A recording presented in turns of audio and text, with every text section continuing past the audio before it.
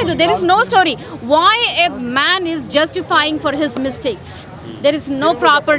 అంటే ఒక మనిషి తప్పు చేసి దాన్ని జస్టిఫికేషన్ చేసుకోకపోగా అదర్ విమెన్ని గిల్టీగా ఫీల్ చేస్తున్నారు. I didn't like it.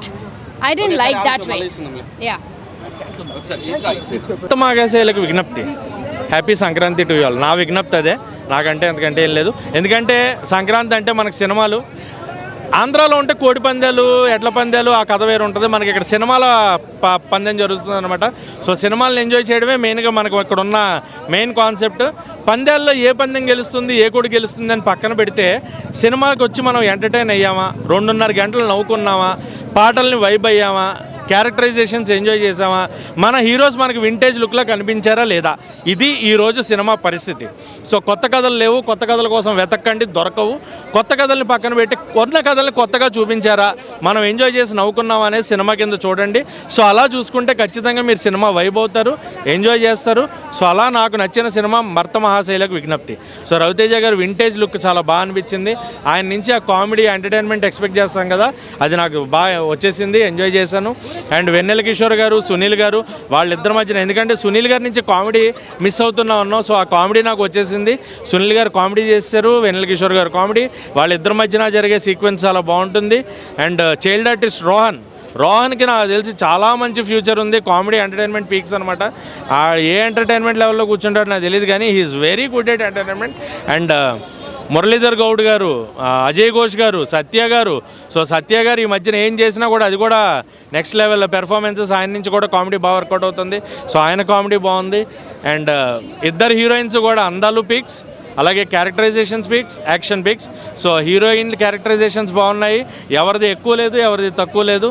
And Dimple and Ashika ఇద్దరు కూడా cute ladies. So overall cinema was good అన్న. నాకు రవితేజ గారు కంబ్యాక్ ఫిలిం, నాకైతే నేను ఎంజాయ్ చేశా.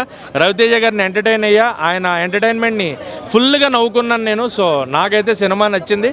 సంక్రాంతికి వచ్చిన సినిమాలు 3 నాకు నచ్చాయి, మిగతా వాళ్ళ ఒపీనియన్ నాకు తెలీదు. But cinema is like entertainment.